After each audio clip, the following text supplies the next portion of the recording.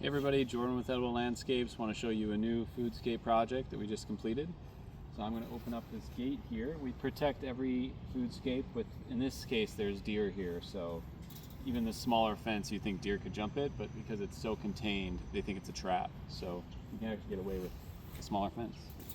You'll see on the bottom, there's actually rabbit protection as well. So there's different levels of fences we can do. We can do kind of higher end type fences, or we can do things that are a little bit more standard you can find at a lot of the big box stores. So this is the Foodscape. You walk in, you'll see that under my feet, this is straw. One of the things we're doing now is we're seeding, and we're putting seeding straw over it so the clover can get established better. Again, these are going to be green, lush green pathways, but right now at least it's going to give us time for the clover to come in over the next month. And then here, this is all the fruit tree guilds. So we have the plum trees over there on the far side. We got apple trees. We got a peach tree.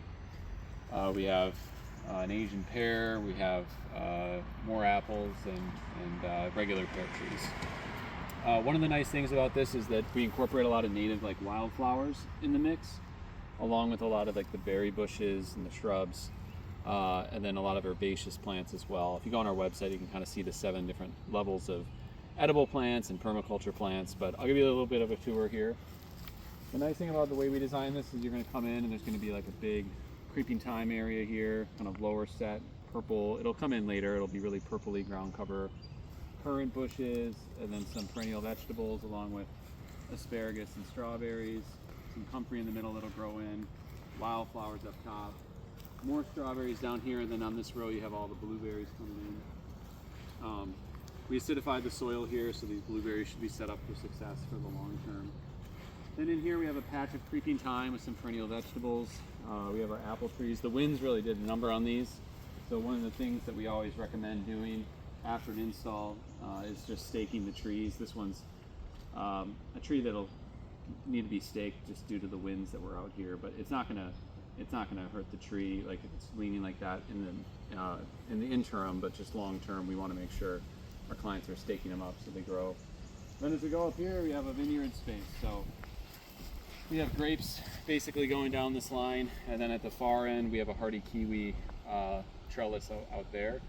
And so it's built on a hill. It's kind of this hillside orchard vineyard feel. Again, you can see how easy it is to kind of traverse the space.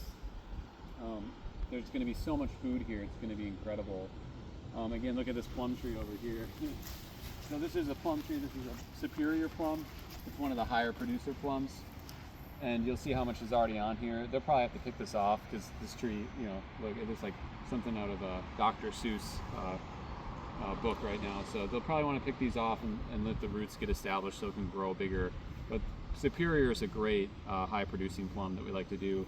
The toka is not as high producing, but it's like a whole flower in the spring, so it's really beautiful. So that's one that we always combine with these 2 types of plum trees.